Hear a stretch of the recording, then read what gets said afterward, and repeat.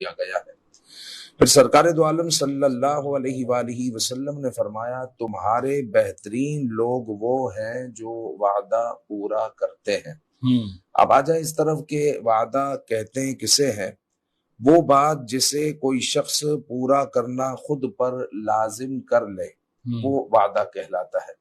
मतलब यह है कि कोई किसी से कहे कि आपके मुझ पर इतने पैसे हैं, या फिर आपके पास मैं फलां वक्त आ जाऊंगा तो इतने पैसे मैं इस वक्त दे दूंगा, या फलां वक्त मैं आपके पास मुलाकात के लिए आ जाऊंगा, और उसने ताकीदी अंदाज में ये कहा और वादे का लफ्ज इस्तेमाल किया या ना किया, तो इस सूरत में ये वादा हो गया।